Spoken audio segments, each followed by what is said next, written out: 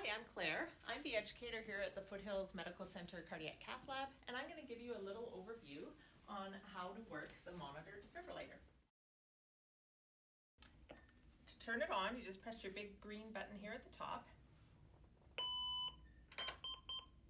And if it comes up with VF or pulseless VTAC, you can initially press your energy select. It's automatically defaulted to 200 joules as all of our monitors are biphasic monitors. Press the charge button. It will start charging up immediately. The person working the monitor is ultimately responsible for ensuring everyone's safety. So defibrillating on 3, 3, 2, 1, clear. Defibrillation delivered. If you accidentally press the charge button and want to stop it, you can just stop this annoying noise by pressing that knob at the bottom. But you can stay at 200 joules for all your defibrillations, or you can increase to 300 or 360.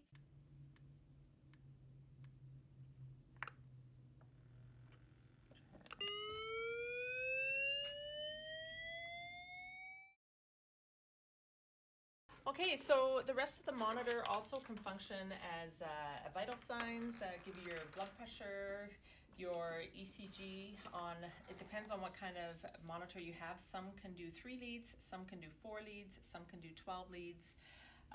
So they'll give you your ECG capability, and then some also have the ability to do end-tidal CO2 monitoring. And if you want to activate this, you just plug your end-tidal CO2 cable into that port, and it will automatically come up with a number readout for what your end-tidal CO2 reading is. You should always monitor the waveform for this as well. So to select your waveform, you just bring your yellow cursor down, you hit the waveform, and you bring it down to, in this case, we're going to do end-tidal CO2. To synchronize it, you just press the sync button, and it will start flagging the patient's QRS complexes. It is extremely important for all members of the healthcare team, but especially team lead and the person working the defibrillator, to ensure that their QRS complexes are being flagged at the top of the R wave. If they're not being sensed appropriately by this machine, you simply just have to press the lead button and change your leads till you see it flagging correctly. Once you're happy with that, you can select the amount of joules that you would like to deliver for your synchronized cardioversion. You can adjust to whatever the team lead would like. Then you press your charge button. Ensure everybody is all clear cardioverting, and sometimes you have to press and hold that shock button until the machine delivers the energy. Now you'll notice this patient is still in ventricular tachycardia. So now we have to decide, is the patient pulseless or do they still have a pulse, and we're going to cardiover at a higher joules. So we have established they have a pulse. We're going to go higher. And the most important thing is you're going to repress that sync button. Now here is a great example of this machine is now picking it up on the wrong part of that QRS complex. So you have to once again tell it to see it differently. And literally you're just telling the machine to look at it differently. Once you're happy with it flagging the R wave of the QRS complex, you're ready to start charging your machine. Transcutaneous pacing is when the impulse is conducted through the intact chest wall to activate the myocardium. So we're going to use this for someone who is in symptomatic bradycardia. It's quite easy to do transcutaneous pacing. Just start at the top, press the pacer button. It automatically comes on, and if you see this dotted line come across, it doesn't mean that your monitor is broken. It doesn't mean that you need a different machine. It's simply saying that you don't have your ECG leads attached. So it needs you to attach these leads or electrodes to your patient's chest, as well as the pads that you're going to be delivering the pacing through. That's different than synchronized cardioversion. Synchronized cardioversion, you actually just need the pads. Oftentimes we also put the leads on as well, just to give us a better QRS complex to flag our R waves. But for pacing, you absolutely need both on. And the reason for that is it turns the pacemaker into a demand pacemaker, and you'll see the word demand at the bottom. And what that means is it's now, you can see, flagging all the patient's intrinsic beats, and it won't deliver a paced beat over the patient's own intrinsic beat. So that's why it's important to have your patients, the electrodes on the patient as well. Once you do that, it'll automatically default to 60 for a heart rate. You can increase that if you want, either by going up on your button or by going up or down on the knob. But really, we often just leave it at 60 as it's through the chest wall. Current is the next button down, so you're going to press that next, and it's going to come up as 0 MA, or that's the milliamps, or the amount of energy that we need for the pacing to work.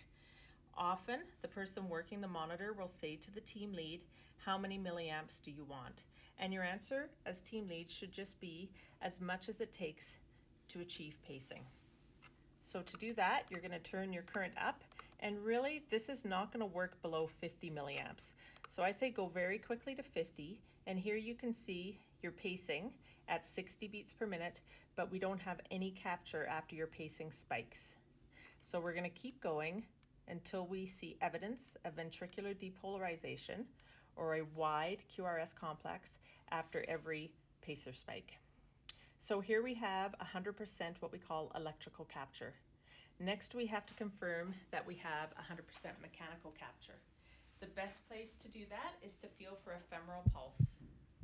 Femoral pulse is more accurate than a carotid pulse because the carotid pulse could be misconstrued with the muscle contractions that are occurring. You should also see some signs of your instability improving, such as the patient's altered mental status is improving and their hypotension is resolving. Press the pause button if you want to assess what the patient's underlying rhythm is. And for as long as you're holding your finger down on that pause button, it will stop the pacing. As soon as you release, it will go back to the settings that you have. Best practice is also to increase this MA by 10% above your current. So we're at 85 milliamps. That's the minimum amount of milliamps required to achieve 100% capture. Now we want to go up by 10%, so we're going to leave it at 90 milliamps. If your patient goes into VF when you're pacing, you don't have to worry about taking your pacing off. As soon as you press charge, it's going to automatically turn that pacing off for you. The next most important thing to remember with pacing is we can never ever disconnect the pacing like we do with all of our other usual machines, okay? Because as soon as you take it off, it'll show that your pacing has stopped, but unfortunately, you have to restart it and press all your buttons again. And if your patient has gone asystolic in this time period, you may not be able to resuscitate them and start the pacing again.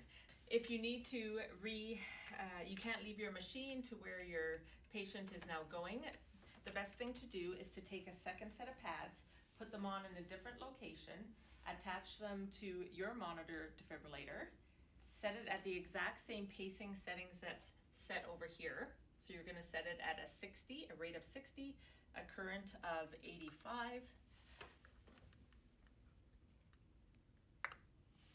and you're going to start pacing. And as soon as you start pacing on your monitor, I'm going to press pause on mine. And even though I've pressed paused, it should show up with the same pacing that you have on your monitor. So once this is verified, you can turn your machine off and disconnect your pads. Thank you for joining us. See you soon. Bob says bye.